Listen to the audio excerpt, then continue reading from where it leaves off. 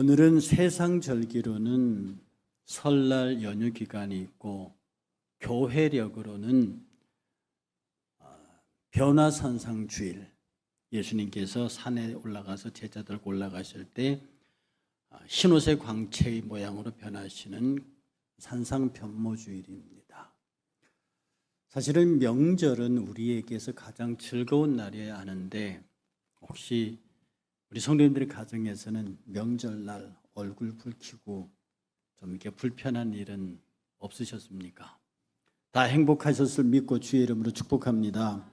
사실 세상 사람들은요, 그냥 웃자고 하는 얘기고 다 그렇다는 건 아니지만 그 조상 제례상 차리고 성묘 가고 그 호들갑을 떠는데, 이때 근데 진짜 조상들의 음덕을 입은 사람들은요, 부동산 많이 물려받고 동산 많이 물려받은 사람들은 다 지금 해외 나가 있어요.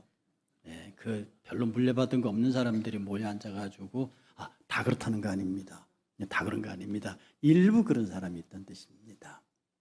그럼에도 불구하고 여러분의 가정은 모여서 함께 예배하고 행복한, 정말로 시어머니가 며느리를 보호하고 사랑하는, 그리고 며느리는 시어머니에게 효도를 다하는, 그리고 서로가 진짐을 나누어지는, 누가 엄마 모시고 이런 거 신경전 하지 말고 서로가 나누어서 짐을 지는 복 있는 대화가 있는 우리 성도 가정 되시길 다시 한번 주의 이름으로 축복합니다. 제가 군대에서 83년도에 제대했는데요, 우리 33개월의 복무를 마치고 학교에 복학해서 서대문 그리스도의 전도사로 갔습니다. 처음은 1년간은 선생이었어요, 교사. 근데 거기 어떤 청년 하나가 있었는데요, 너무 신앙생활을 예쁘게 하고 잘해요, 내가 오기 전부터. 근데 제가 갔을 때는 몇 명 없었는데 그 청년이 너무 신앙생활 잘했어요. 그래서 그 청년과 함께 으쌰으쌰해서 한 3, 4개월 만에 상당히 많은 청년들이 늘어났습니다. 그런데도 너무 신앙생활을 이쁘게 잘해요. 그래서 혼자 생각에, 내가 비록 신학생 교사지만 나도 저 청년처럼, 나보다 나이가 아래예요, 쟤처럼 나도 신앙생활 잘하는 그런 목회자 청년이 됐으면 좋겠다라고 하는 생각을 했습니다. 그리고 세월이 지나서 제가 그 교회를 떠나게 됐는데요. 그런데 몇 년이 지난 다음에 그 친구가 서강대 학생이었습니다. 서강대학교 앞을 지나다가 저녁이에요. 누군가 어깨를 툭 부딪혀서 술이 취한 사람이 나동그라졌습니다. 나는 술이 안 취했으니까 넘어질 일이 없죠. 그래서 쫓아가서 이렇게 보는데, 어이구, 내가 그렇게 신앙의 모델로 삼겠다던 그 친구가 술을 먹고 나뒹굴어 있는 거예요. 그래서 이렇게 세우는데 눈이 마주치는데 저를 딱 쳐다보더니 임 전도사님이다. 그리고 저를 끌고, 전도사님 저 술 한 잔만 사주세요, 이러는 거예요. 이걸 내가 어떻게 받아들여야 되는지, 이 상황을 내가 어떻게 이해해야 되는지 무지하게 힘들었습니다. 그래서 그 교회 목사님에게 전화를 드렸더니 자기도 모르겠대요. 임 전도사 가고 난 다음에 얼마 있다가 교회가 이렇게, 원래 청년 리더들이 그렇습니다, 사라지니까 결국은 그렇게 돼서 그 친구도 안 나오는데 나는 그 뒷소식을 모른다. 저는 그 이야기를 들으면서요, 우리가 신앙생활 잘 한다는 것과 그가 온전히 그리스도인으로 변화되었다는 것은 완전히 다르다는 걸 내가 그 친구를 통해서 깨닫게 됐습니다. 신앙생활 잘 한다는 것과 온전히 변화되었다는 것은 다르다. 우리 기독교인에서 가장 핵심적인 신앙 용어 중 하나가 변화입니다. 그 사람 변화됐대, 그 사람 은혜 받아서 변화됐대, 그 사람 말씀에 은혜 받아서 변화됐대. 변화를 얘기하는데 그 변화가 정말 어떤 변화냐, 우리는 깊이 고민해야 합니다. 여러분, 이 종이 있죠, 이걸 팍팍 찢어버리면 이 형태를 유지할 수 없습니다. 그러니까 이걸 다시 스카이 테이프로 풀로 이리저리 갖다 붙이면 다시 원래 모양으로 험하지만 회복할 수 있어요. 지금 제가 설교한 이 강대상, 이것은 대한민국에 하나밖에 없습니다. 제가 설계했고 목수가 제 주문을 따라서 제작한 거예요. 아무리 단단한 악교와 이게 못은 하나도 안 박혀 있습니다. 이게 전부 다 악교와 나무 못으로 되어 있습니다. 아무리 단단한 악교로 되어 있다 할때 이거 망치 들고 제가 쳐도 10분이면 다 해체시킬 수 있습니다. 그렇다 하더라도 이건 다시 붙이면 험하지만 원상을 회복할 수 있습니다. 여러분, 이게 변합니까? 세상의 교육은요, 가르쳐서 훈육해서 변화시킬 수 있는 새 사람으로, 죄를 지은 사람을 교도소에 집어넣어서 그 과정을 통해서 새 갱생의 삶을 살게 한다고 합니다. 정말 그렇습니까? 교육이 정말 사람을 변화시킬 수 있습니까? 훈육이 정말 사람을 변화시킬 수 있습니까? 이렇게 찢어버리는 변화, 이렇게 부셔서 해체하는 변화는 물리적인 변화라 합니다. 이걸 다시 만드는 것도 물리적인 변화죠. 원상대로 돌아갈 수 있습니다. 물리적인 변화는. 아무리 사람을 개선시키고 개과천선시켜도 어느 순간에 딱 되면 다시 머리가 획 돌아서 옛날의 깡패 기질로, 양아치 기질로 돌아갑니다. 그런데 기독교가 가르치는 변화는 어떤 변화냐? 이 종이에 불을 붙여버립니다. 재가 돼버려요. 이 강대상을 불태워버립니다. 재가 돼버립니다. 재가 돼버린 종이는, 강대상은 다시 원래 강대상이나 종이로 돌아갈 수 없어요. 우리 신앙의 변화라고 하는 것은 다시 예수 믿기 이전으로 돌아가지 못하는 것을 말합니다. 예수는 믿었는데 예수 믿기 이전에 그 못된 습관들이, 그 못된 태도들이 신앙의 이름을 뒤집어 쓰고 나타나는 것, 이건 변화의 삶이 아니에요. 껍데기만 변화한 겁니다. 그런 온전한 의미에서 우리가 말하는 신앙의 회개, 신앙의 변화가 이루어지지 않는 사람입니다. 오늘 본문은요, 예수님께서 특별히 아끼는 12제자 가운데 3제자가 있습니다. 그건 여러분이 잘 아시는 대로 베드로와 요한과 안드레입니다. 이 사람들은요, 정말로 예수님께서 중요한 일을 하실 때마다 따라다녔던 사람입니다. 예수님께서 야이로의 딸을 일으킬 때도 이 3사람만 데리고 갔습니다. 겟세마네 동산에서 기도하실 때 12를 다 데려가시면서 이 3을 따로 더 가까이 데리고 가셨습니다. 모든 기적의 현장에 예수님이 하시는 모든 일들 앞에 이 3제자는 꼭 있었습니다. 그런데 오늘 이 변화산에 올라가기 이전에 예수님께서는 이 사람들을 각 마을로 보내서 복음을 전하고 병든 자를 고치게 만들었습니다. 그리고 이 사람들에게 오병이의 기적을 보여주었어요. 그리고 베드로에게 주는 그리스도의 살아계신 하나님의 아들이라는 신앙 고백을 받으시고 내가 장차 어떻게 죽고 부활할 것이라는 사실을 처음으로 얘기하십니다. 그 얘기를 제자들에게 들려주고 그 다음에 여드레 후에 이 제자를 데리고 변화산에 올라가십니다. 성경은 기록하기를 예수님이 변화산에 올라가서 기도하기 시작했습니다. 예수께서 기도하실 때에 그가 변화되었다, 변모되었다. 얼굴이 해같이 휘어지고 의복이 하얗게 변하면서 그 영광의 광채가 너무너무 아름답게, 예수께서 기도하실 때에 그 형체와 옷이 아름답고 휘황찬란하게 변하면서 모세와 엘리야를 호출하셨습니다. 그 장소로. 여러분이 아시는 대로 모세는 율법을 상징합니다. 엘리야는 선지자의 대표자예요. 예수께서 변화하신 예수께서 모세와 엘리야를 소환해서 거기서 대화를 시작합니다. 뭐에 대해서 대화를 하느냐? 예수 그리스도, 예수의 별세, 예수의 죽음, 엑소더스입니다. 예수의 엑소더스, 죽음에 관해서 얘기를 했습니다. 이 얘기를 한참 하고 있을 때 예수님이 기도하실 때 이 제자들은 졸았어요. 본문은 깊이 잤다고 그랬습니다. 아마 많이 피곤했던 모양이에요. 근데 예수의 제자들은요, 잠 때문에 사건 저지른 게 많습니다. 예수님이 데리고 겟세마네 동산에 가서, 이 겟세마네 동산에서 이 로마 군병에 잡혀서 십자가 지는 그날이에요. 당신은 그 십자가의 고통을 앞에 두고 땀방울이 핏방울이 되도록 기도하는데 제자들은 옆에서 잡니다. 나중에 잠에서 깨고 났을 때는 끝났어요. 군병이 와서 몽치를 들고 잡아갈 때 제자들은 다 도망가 버렸습니다. 다 도망가 버렸습니다. 지금 이 변화산에서도 예수님이 기도하시면서 그 밝은 광채의 흰옷으로 변화할 때 이들은 깊이 자고 있다가 예수께서 모세와 엘리야를 호출해서 거기서 당신이 어떻게 죽을 것이고 죽음 이후에 어떤 일에 관해서 얘기하고 있는 그 소리에 이 사람들이 온전히 깼다 그래요. 온전히는 제가 늘 말씀드린 10%가 더해진 거라고 그랬잖아요. 화들짝 놀라서 깬 겁니다.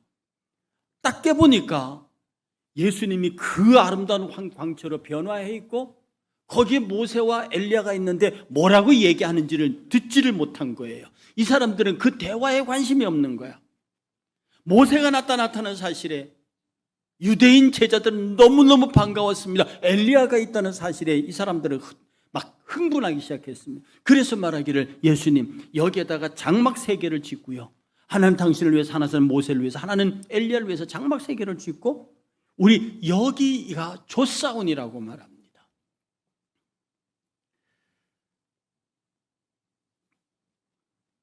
그리고 본문 끝에 뭐라고 말하냐면 이들이 무슨 말을 하는지를 몰랐다 이렇게 말합니다. 우리가 은혜 받았다고 말하잖아요. 우리가 변화되었다고 말하잖아요.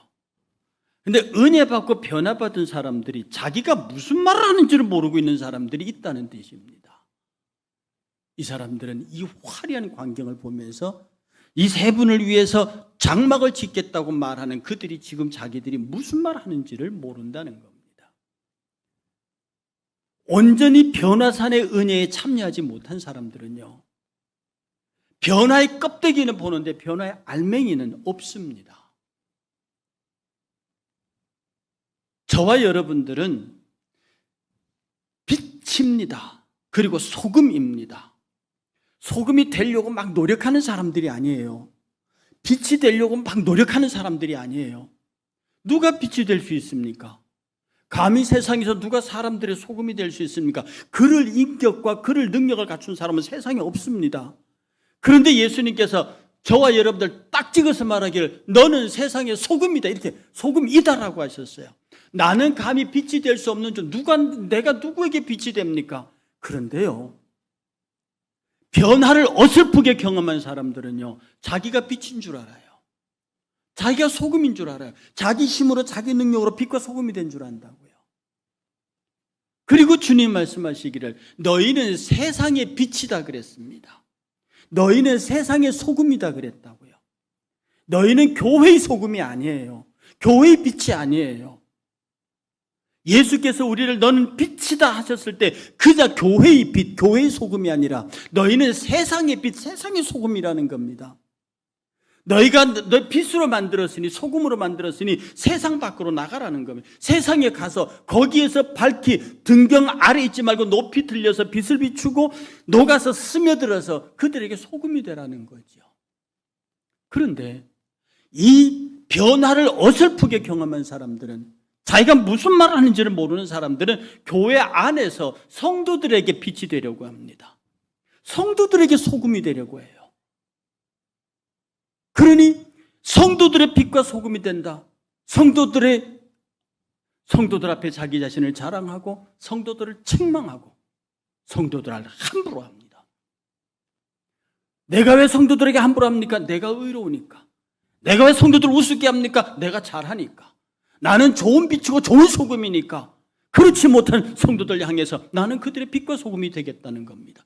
주님은 그러시지 않습니다. 교회 안에서는 모두를 나보다 낮게 여기고 겸손하게 그를 섬기라고 했습니다. 우리는 세상의 빛이에요. 세상에 감히 우리를 함부로 할 수 없도록 우리는 세상에 던져진 빛이고 세상에 던져진 소금입니다. 우리는 세상에 물과 닿을 때 녹아 들어가서 짠맛을 내면서 방부제 역할을 하고 썩지 않도록 합니다.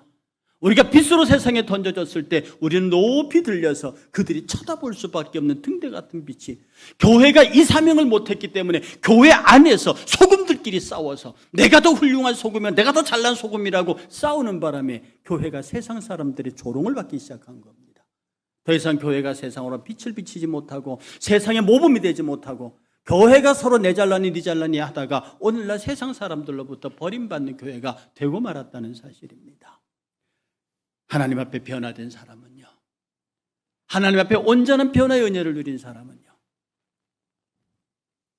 내가 얼마나 미천한 존재고 내가 얼마나 부족한 존재인 줄 아는데 그런 나를 빛으로 만들고 소금으로 만들어서 세상에 보내시는 하나님, 여기가 좋사오니 아닙니다. 여기가 좋사오니 그 말이 무슨 말인지 이 사람들도 모른다는 뜻입니다. 제자들이 정신을 차렸을 때 엘리야와 모세는 떠났습니다. 그리고 구름 중에서 하나님 말씀하십니다. 이는 내 사랑하는 아들이니 네 말을 들어라. 여러분 아시죠? 예수님이 사역을 처음 시작하시고 세례 받으실 때 하늘이 갈리고 열리고 비둘기가 성령이 비둘기처럼 내려서 이는 내 사랑하여 내 기뻐하는 아들이라 그랬습니다. 그리고 요한복음에 의하면 마지막 십자가를 앞두고 예수께서 기도하실 때 하나님이 친히 말씀하시기를 내가 영광을 받았고 또 받을 것이라고 그렇게 말씀합니다. 하나님께서는 예수님의 전생애를 통해서 너는 나의 아들이고 너는 나의 사명을 받은 자로서 네가 말하는 것은 너를 따르는 모든 사람들이 실천할 것이다. 너는 나의 아들이라고 보증을 하십니다. 오늘 이 시간에도 이는 나의 아들이, 이는 택한 나의 아들이니 너희들은 이 말을 들으라고 새 제자에게 말합니다. 오늘 예수 그리스도 안에 변화받은 사람들, 예수님이 언제 변화하셨습니까? 기도할 때 변화했습니다. 예수님이 기도하실 때 그들이 변화했다고요. 성도들은 언제 변화합니까? 그렇습니다. 기도할 때 변화합니다. 성도들이 언제 변화합니까? 하나님 앞에 예배할 때 변화합니다. 세상의 교육과 철학은 훈련하고 다른 종교는 다스리고 연단하고 막 탁발하고 수행해서 사람을 만드는, 그렇게 사람은 변화되는 게 아닙니다. 사람은 훈련으로, 사람은 결심으로, 결단으로 갱신되는 사람들이 아닙니다. 사람은 근본적으로 악한 사람이라 그게 안 된다고요. 어떻게 사람이 변화할 수 있습니까? 성령이 그를 바꾸셔야 합니다. 주의 성령이 그의 성령이 악한 본질의 마음을 바꿀 때야 비로소 사람이 바뀔 수 있는 거예요. 예수께서 기도하실 때 바뀌었습니다. 여러분이 하나님 앞에 간절히 기도할 때, 우리 기독교인들의 수많은 간증이 내가 우리 하나님 앞에 간절히 기도할 때 성령이 내게 은혜 주셨다는 간증이 수도 없이 많습니다. 내가 하나님 앞에 예배드리고 말씀을 들 때 그 예배의 말씀을 통해서 내 가슴을 치고 울게 했다는 간증이 수도 없이 많습니다. 기독교는 교육의 종교가 아닙니다. 기독교는 도덕과 윤리의 종교가 아닙니다. 기독교는 성령의 종교예요. 성령께서 예배할 때에, 기도할 때에 나를 변화시킨다는 뜻입니다. 제가 아까 말씀드렸던 그 청년 때문에 얼마나 많은 고민을 했는지 모릅니다. 그 고민 끝에 주께서 내게 주신 대답은, 그 목사님에게 한 얘기 있습니다. 이명재가 가고 난 다음에 얘가 갑자기 학교 어느 서클에 들어가더니 그 서클에서 미쳐서 서클을 섬기는데 그 서클에서 열심히 하는 게 교회에서 하는 것보다 더 열심히 하더라는 거예요. 더 재미있다고 하는 거예요. 여러분, 예수를 믿다가도요, 예수보다 더 좋은 게 생기면, 온전한 변화를 하지 않는 사람은 예수보다 더 좋은 게 생기면 예수 믿는 건 껍데기로 해놓고요, 안에는 예수보다 더 재밌는 걸 합니다. 세상에 돈 버는 일, 이런저런 세상과 노는 일, 이런저런 일에 더 재미있어 한다고요. 그리고 여기서 세상 일을 재밌게 노는 이 허물을 감추기 위해서 이 신앙이라는 껍데기를 쓰고 있는 겁니다. 자기가 뭘 하는지를 몰라요. 성령께서는 예수께서 하신 말씀을 들으라. 이 명령이 우리에게 주어졌을 때 그 명령에 절대적으로 순종할 수 있는 우리들의 모습, 바로 이것이 오늘 변화산상에서 들려지는 주의 음성이라고 하는 겁니다. 사랑하는 성도 여러분, 우리가 하나님 앞에 신앙생활을 할 때에 내가 얼마나 변화됐는지에 대한 매 순간 자기 점검이 있어야 합니다.